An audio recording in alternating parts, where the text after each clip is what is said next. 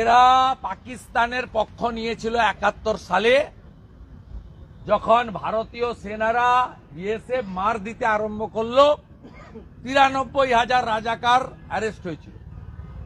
ভারত, হিন্দুস্তান উদার, শান্তিপ্রিয়, তারা ছেড়ে দিয়েছিল।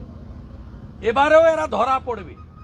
এবারে যাতে ছাড়া না হয়, যে ভাষায় উত্তর দিলে এরা সন্তুষ্ট হয় সেই ভাষায় উত্তর দেওয়ার জন্য আমরা প্রস্তুত থাকব। আর আমার কাছে খবর আছে, ঢাকা থেকে ৩ লক্ষ হাতে টানা রিক্সা রওনা দিয়েছে কলকাতা দখল করার জন্য। আরে ওদের আছেটা কি ভাই? আছে কি? রাফেল রাখা আছে হাসি মারায়, শুধু আওয়াজ দিলে না ওখান থেকে।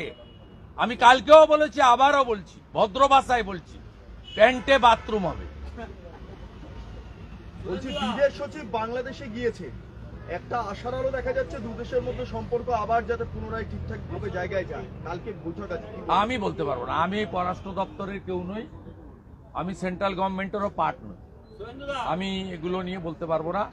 এর জন্য পররাষ্ট্র সচিব আছেন, পররাষ্ট্র দপ্তরের ব্রিফিং পার্সন আছেন। আমার বক্তব্য কিছু নেই।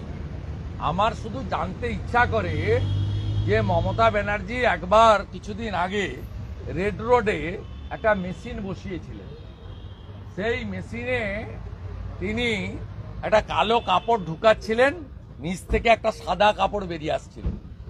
আমি শুধু জানতে চাই এক্ষেত্রে তিনি কি ধরনের ওয়াশিং মেশিন ব্যবহার করেছেন এবং সেই ওয়াশিং মেশিনের ব্র্যান্ডটা কি, কোথায় পাওয়া যায়,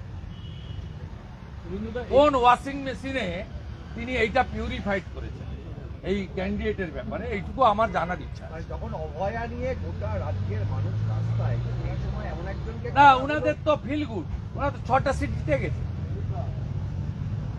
বারে বারে অ্যাসেম্বলিতে এই কদিন ধরেই, 2 সপ্তাহ ধরে নানাভাবে বলেছে 6-0 আমরা জিতেছি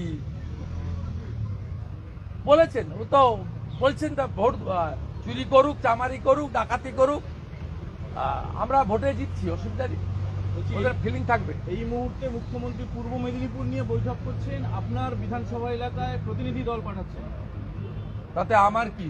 আমার বিধানসভাটা কি পশ্চিমবঙ্গের বাইরে না ভারতবর্ষের বাইরে?